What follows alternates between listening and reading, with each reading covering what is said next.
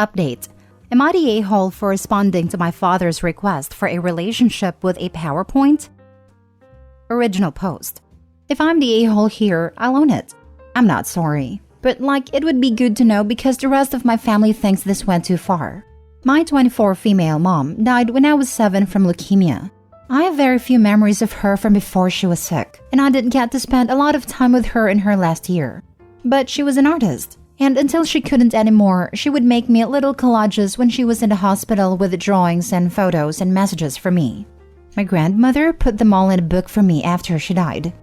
I wanted to be like my mom, and my counselor thought it would help, so I started a journal where I would do kind of a similar thing. And I've done at least 1 page a week all these years ever since my mom died. More when I miss her or have something hard going on. So, I have a kind of unique record of my mental state over the last 16 years. My father remarried when I was 9. My stepmother really leaned hard into the "I'm your mom now," and my father didn't stop her.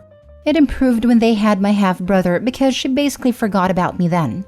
Unfortunately, he got cancer when he was 3, and I pretty much ceased to exist for my father. He was either working or gone with my brother, but I spent all my teen years mostly at home alone or with my grandparents. The mantra was that my brother needed to be the focus because he might die, so I needed to not be selfish since I was healthy. I stopped trying to talk to him when I was 16, and it was a dark time. I moved out when I was 18 and cut them off completely. My grandparents let me know that my brother died a couple of years ago, but respected my desire to remain no contact with my father. He recently reached out to them because he wants to see me and talk. I went through my old journals and made him a PowerPoint with images of the entries where I had talked about being frustrated and feeling abandoned and unwanted. Some with literal quotes of things my dad had said to me during arguments, even the really dark stuff from when I was seriously depressed. Then, I ended it with a photo of one of my mom's collages where she had written, "Remember that your dad and I are always here for you." And I wrote underneath it, "You failed. Go away." I felt like him being able to see it from my literal perspective would communicate why I don't want him back better than I could. Evidently it worked, but a little too well, because I've been bombarded by family telling me that it's understandable that I don't want to see him, but what I sent gutted him, and he's completely fallen apart after reading through it, and it was unnecessarily cruel. Maybe it was. I know my bar for that is kind of weird sometimes. So, am I the a-hole? Edit. A couple of follow-up notes since it came up to comments. 1. I loved my brother. I don't resent him. He was a good kid and I wish he was still with us. None of this is his fault. To me, it is completely my father's and to a lesser extent, stepmother's. The parents prevented me from spending time with him as he got sicker. So I wouldn't have been allowed to be there for him even if I had been able to, which I wasn't towards the end because I was also struggling to stay alive. 2. I have empathy. I understand what my father lost. I was there. I also lost same people plus effectively my father. Even so, to me there was no excuse for completely shutting your own kid completely out of your life, while also preventing them from getting any kind of help. I understand depression and freezing up. I've been there. And I still, even not being an adult, managed to consider the impact of my behavior on other people. If he was that bad off, he should have given me up to be raised by someone else. My mom's parents asked, and he wouldn't agree to let me stay with them full time. I could have had a dad that was able to occasionally tell me he loved me, even if it was just a text message.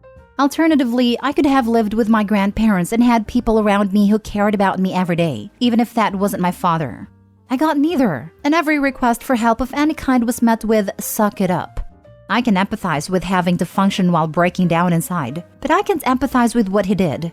3. I gather from relatives, who have backed off after some hard boundary setting, that my father and stepmother split not long ago and are in divorce proceedings, which is why he reached out now, and why the rest of the family was upset with how I responded at a time. He wasn't in a good place already.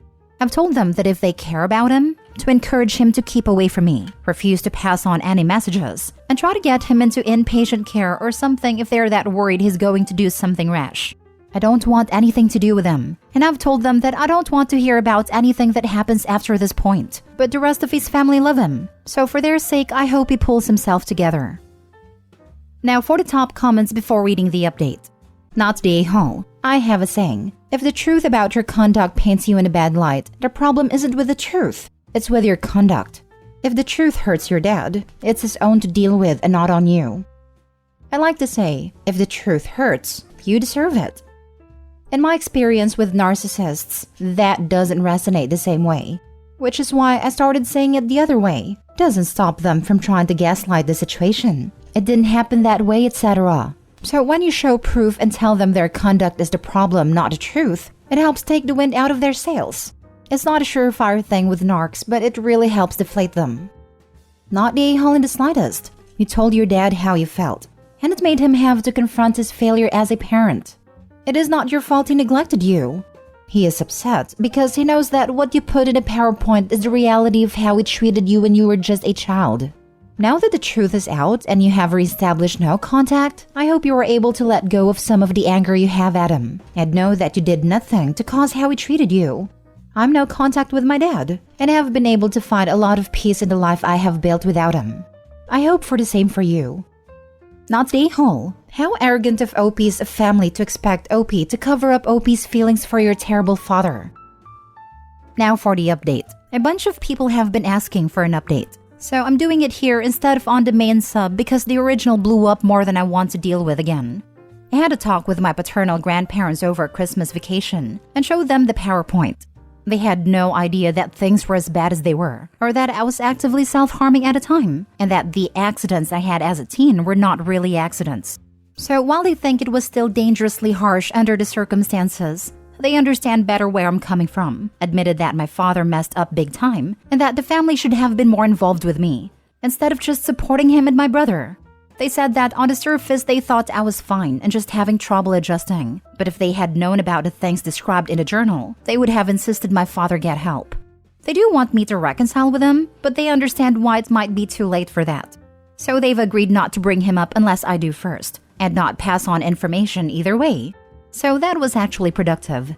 As for my father, I know a lot of people think I'll regret it if I don't reconcile/forgive/whatever, but I'm not so sure that's true.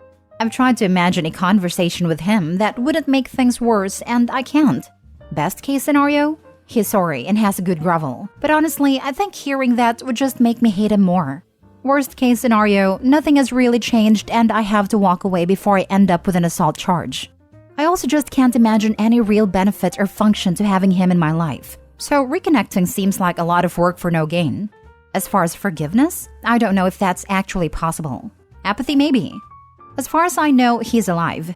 I've made it super clear that anyone who tries to give me information about him that I don't request will also get the chop. So I'm probably not going to get any further updates. I'd rather just go back to forgetting he exists. For me, I'm probably as fine as I'm going to be.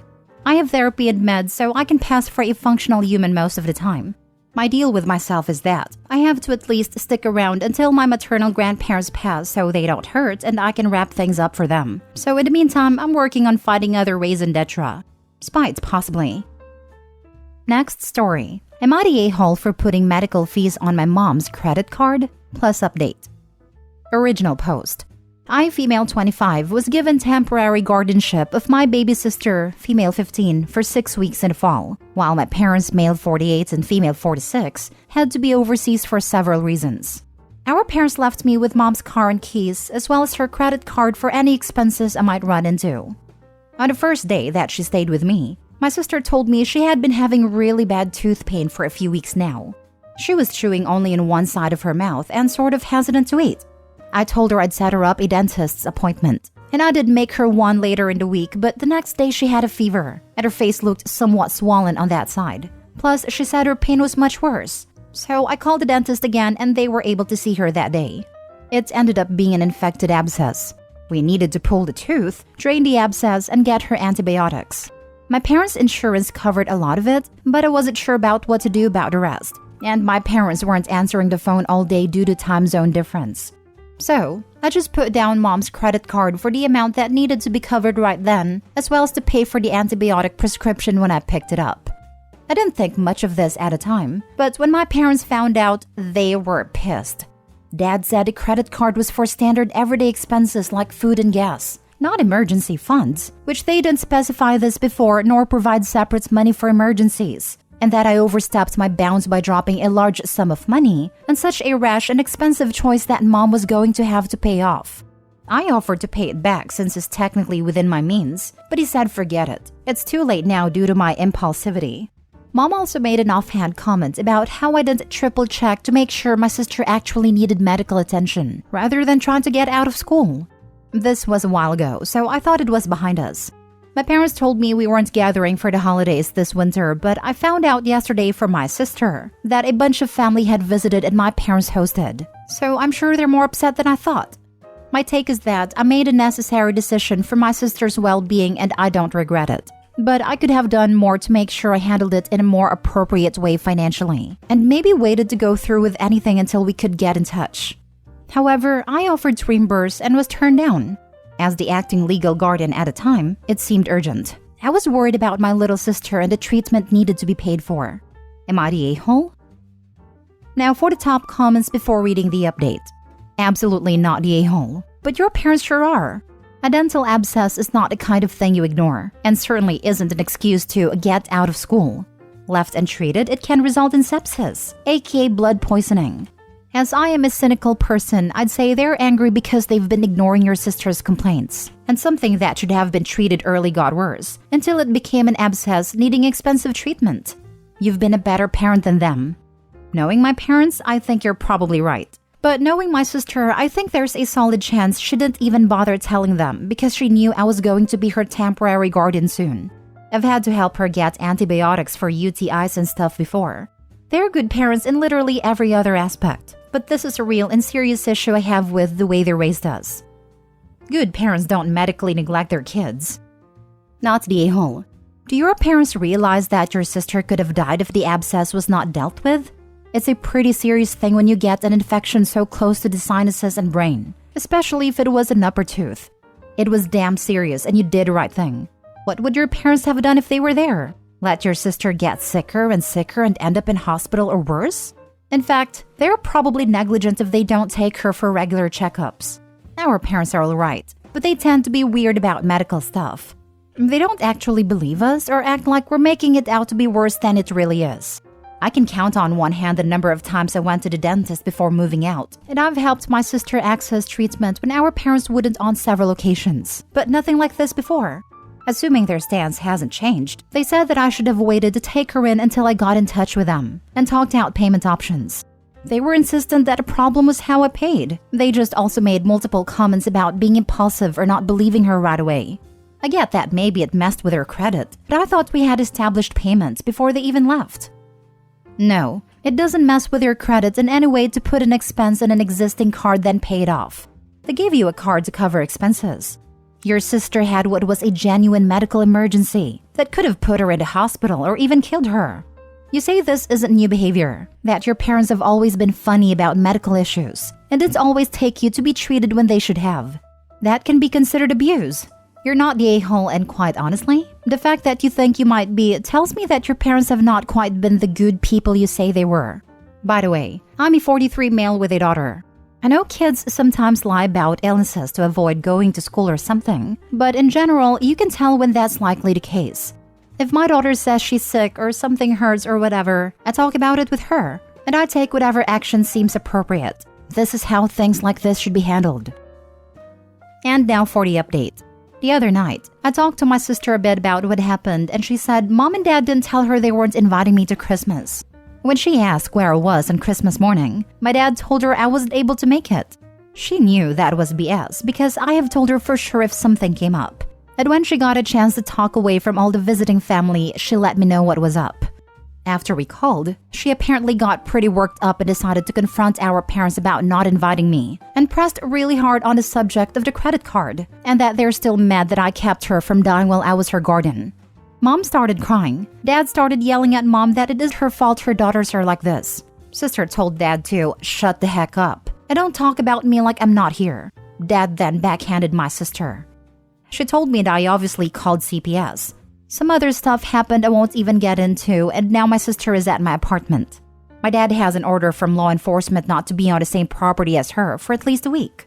I'm not sure what's going to happen. I haven't heard from my mom except to let me know where she and Dad are staying, separate from each other in case anything happens. My sister told me the weeks I was her guardian were the easiest 6 weeks of her life.